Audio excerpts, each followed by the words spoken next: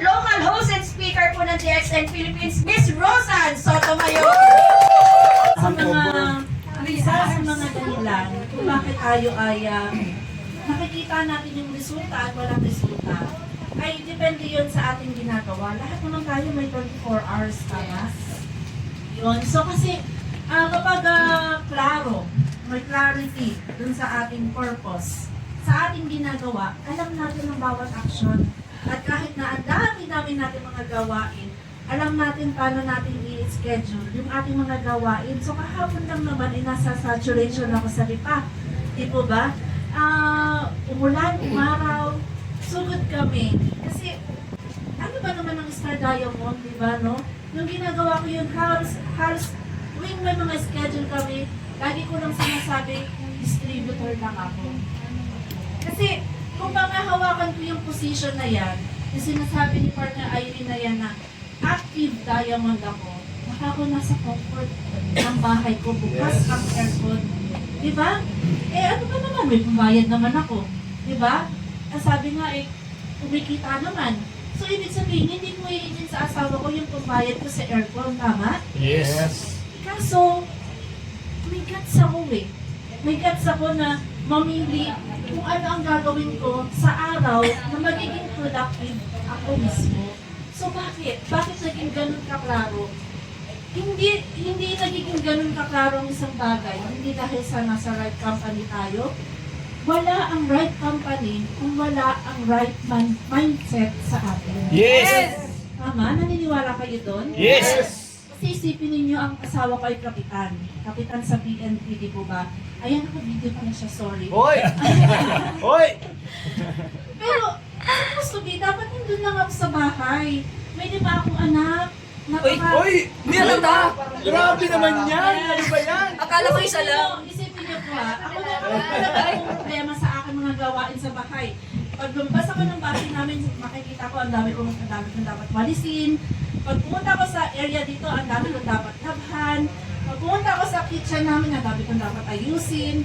Yung kamo pa namin, di po ba? Ang dami talagang gawain. Tapos yung mga anak ko po, dahil lumalaklak din sila ng mga DXN product, hi, I'm so grateful kasi nakita ko sila ngayon na napaka-talented, na magaganda ang kanilang, kumbaga competitive sila sa school, na hindi ko talaga kailangang gabayan na supposed talagang hands-on ka. Pero mapapakita ko sa kanila yung pagiging supportive ko sa kanila dahil every event nila, may choice ako na piliin na supportahan sila. So bakit naging ganun kaklaro lahat ng mga bagay-bagay sa akin? Lahat din naman nagsimula yun sa akin. Lahat ng mga experiences ko, baon ko yun hanggang ngayon. Kung ano yung mga binibigay kong suporta sa pamilya ko, sa anak ko, sa asawa ko, yun ay lahat naging klaro sa utak ko. Simula nang ako'y magkamulat sa buhay ko. Kung ano ba ang gusto ko sa buhay ko. Gusto ko, lumaki ako na hinahanap ko ang love, care ng aking mga magulang. So, ako na yung magulang ngayon, ibibigay ko sa kanila yun. Tama? So, andyan yung mga anak ko na productive, competitive sa school. So, I will be there. Hawak ang oras ko.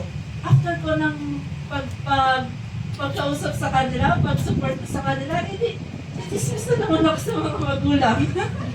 At syempre, lagi rin ako may dalang flyers, product, para anytime magagawa ko talaga ang DXN. Sa culture ng ating DXN, di ba sinasabi, do DXN everyday, araw-araw, oras-oras, gawin mo. Isabay mo sa lahat ng bagay. Kaya nga po kahit ako mag-commute, wala ang aking asawa, pupunta ng lipa, kung saan ako pupunta, lagi pa rin kasama ang aking mga paraphernalia, flyers, product. Lahat na nga po, pati yung mga pang-presentation and tarpaulin. So, sabi nga ng asawa ko, Mami, ang bigat-bigat naman ng bag mo. Sabi ko, huwag kang magulo dyan kasi yan ang aking mga panlaban. Sabi niya nung minsan sa akin, Mami, magsa-saturation kayo, ang bigat ng bag mo. Sabi ko, alam mo namang pumunta ako sa gera nang walang bala. Di mo ba? Yes. So, nandito tayo sa tamang company, nandito tayo sa tamang service center kung saan tayo ay natitrain.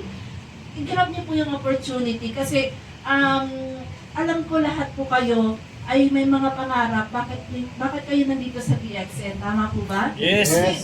Nandiyan din naman po kami before. Nakaupo rin at nakikinig sa mga nagsasalita dito. At sinabi ko minsan na gusto ko rin maging kagaya nila. Gusto ko rin magkaroon ng resulta kagaya nila. So alam ko po, kahit hindi ninyo sabihin, alam ko nababasa ko sa mga puso't isipan ninyo na yun yung gusto ninyo. Tama? So, gawin niyo lang, gamitin niyo po yung mga tools at gamitin niyo po yung pagkakataon na matuto dito, like dito sa ating service center para paglabas natin ay ready tayong sumabak sa giyera. So, Yes. huwag niyong kakalimutan, laklakin ang amazing product at lumaban sa giyera. Yes. So, maraming salamat.